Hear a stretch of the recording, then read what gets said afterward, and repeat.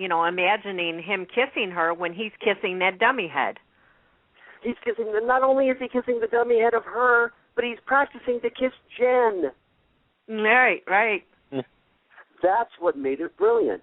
It's like having someone watch the guy or the person that you have the hots for, your lover, whatever it is at that age, so that you're attracted to, kissing your image, but practicing to kiss someone else.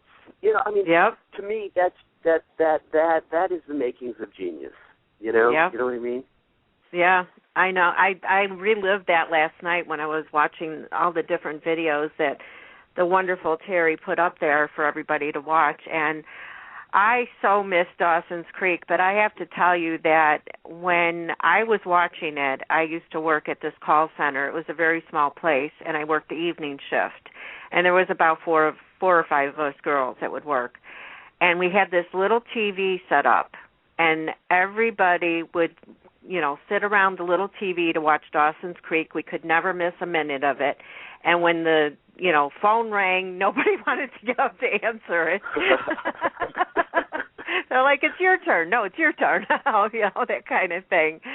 And we absolutely loved it. And I just enjoyed your part so much, being so loving with your wife, although Dawson thought it was perverted, and with you standing in the yard and then getting killed. And, by the way, I had forgotten about this. You were singing in the car, eating that ice cream when you got yourself killed.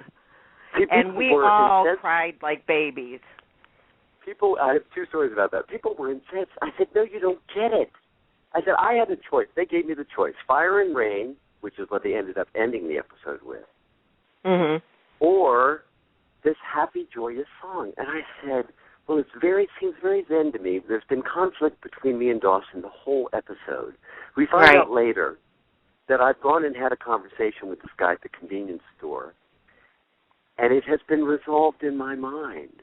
I am driving home with all this weight I've been carried, having been lifted off my shoulders.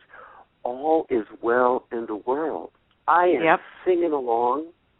The ice cream place, and that was an inside joke because it's like, they used to call me the ice cream man on set. I have an ice cream addiction. Anyway, and I'm like singing along. The ice cream flies off the cone. I bend down and up and boom. Yeah.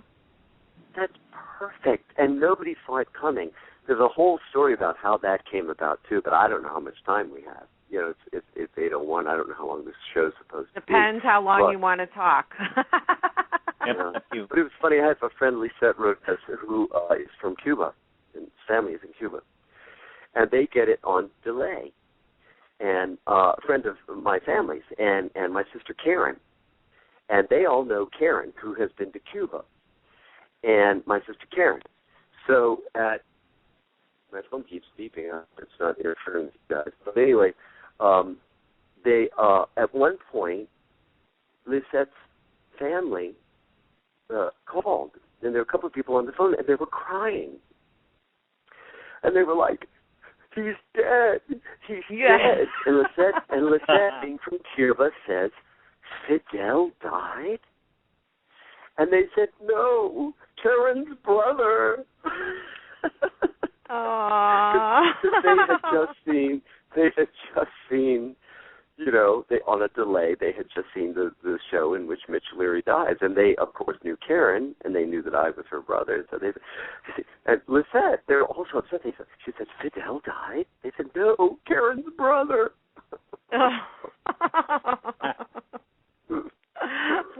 Well, we all cried. All of us at work, we all cried. We just couldn't believe that happened.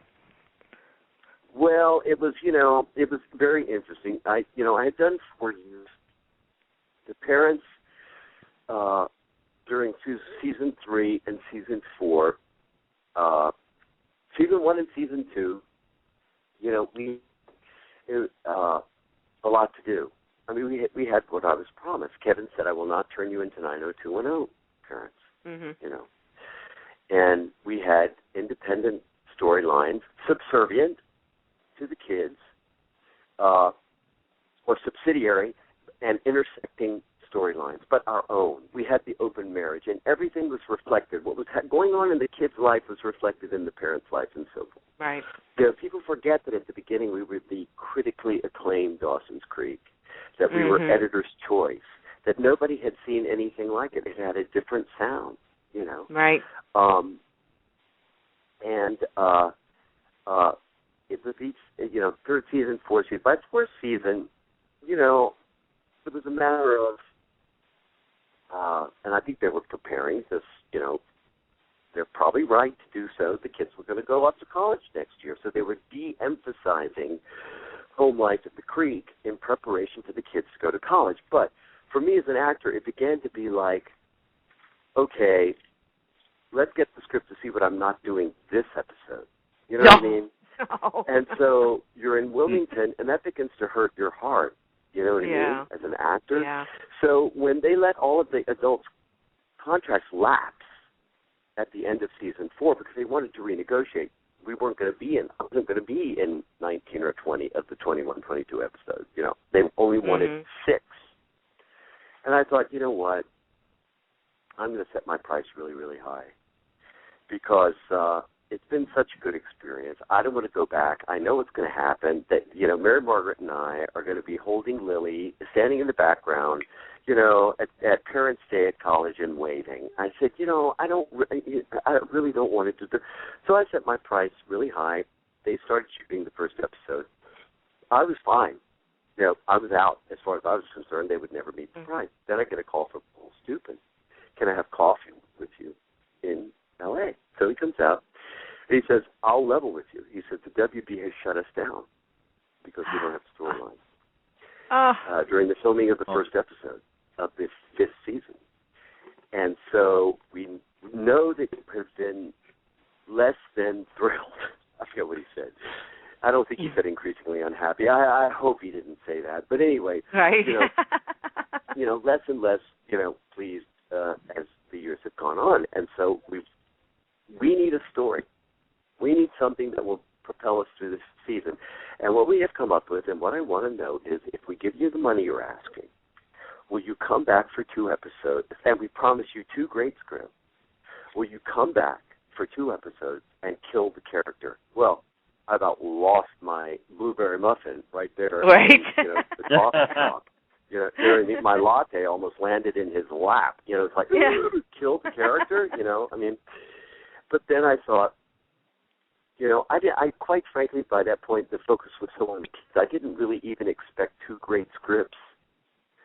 But when I read them, then I went back and did them, and Rachel Crange directed that last episode with that big sweep where I'm looking and smiling, going away and panning, and I walk into the house and the camera pans up into the sky. I mean, was ever a character given a more respectful? I got to tie up all my relationships with each of the kids. I mean, it was a dream come true. It made me feel like the previous 4 years had been about something. You know what I mean? Right. Yeah, I can understand that. I could not have been. They were 2 of the most beautiful. I mean, they were beautiful. I mean, I look at it now, thanks to Terry, and I think, my God, how fortunate for me. I mean, not for them. I would not have wished that the WB shut them down during the filming of the first episode, or that we had been de-emphasized to the point of them only wanting 6 episodes from us.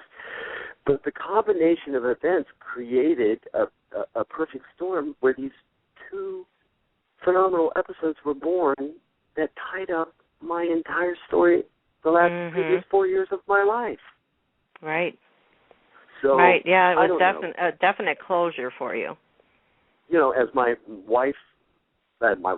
mom, the minister's wife, says, when things like, she says, you know, she's got a very wry sense of humor. You know, Baptist minister's wife, she says, you know, if things like this keep happening, I might have to start believing in the Holy Spirit. Oh. Well, Mom, you know, you might want to think about that. You know, she's only been a pastor's wife for 60 years, you know. Oh, boy. Well, we'll take a break from talking for 1 second because we do have a couple calls on hold, and I'd like to bring them on one at a time.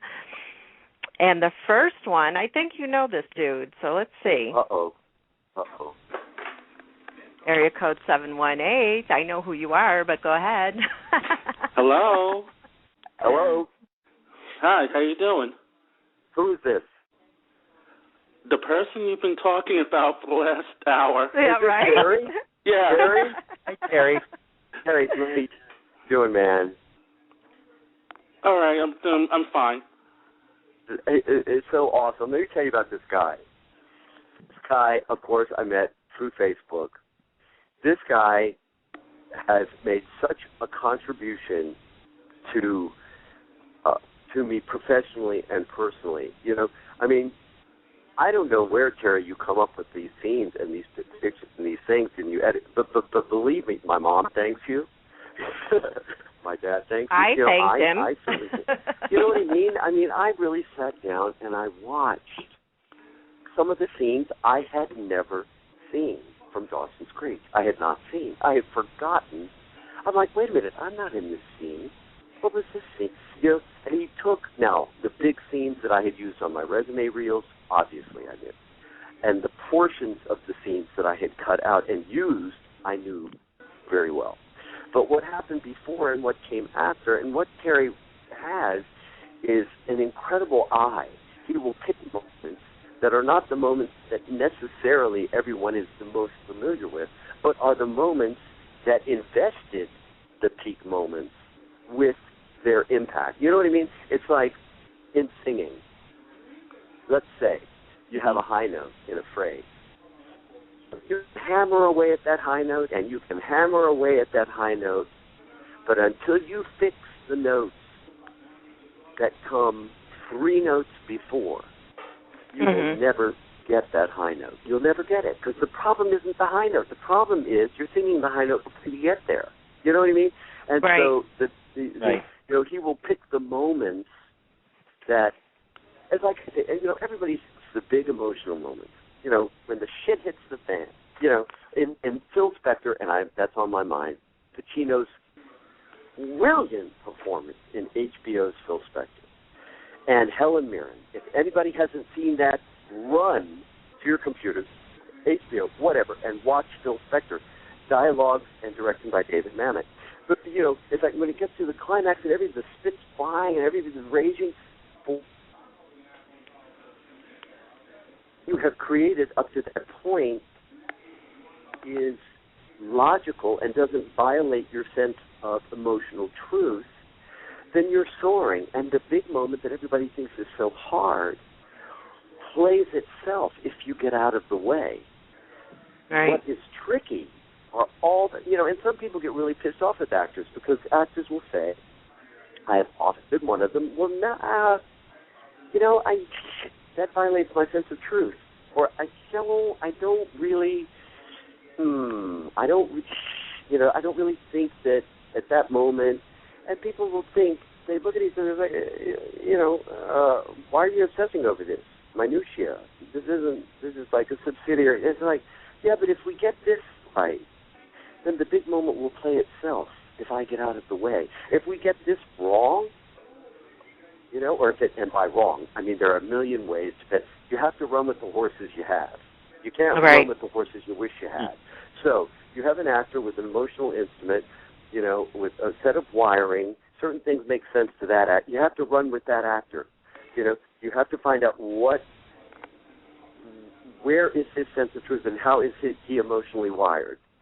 And if all of that stuff makes sense, then the big moment plays itself. And if it doesn't, the big moment is forced. It's the actor doesn't believe it. You know, I've always felt that what comes before the climax is, I'm not alone. This is no big revelation. I'm not deluded enough to think that I have discovered this. You know, great acting truth, but you know, I certainly have lived it out. That man, the moments before, and Terry has an eye for that. So Terry will grab those moments that I've forgotten, you know, and put them together and send them to me. And I'm telling you, 12, 13 years later, and if we're talking about Flash, now we're talking 21, 22 years later. If we're talking about as the world turns, or guiding light, I don't even want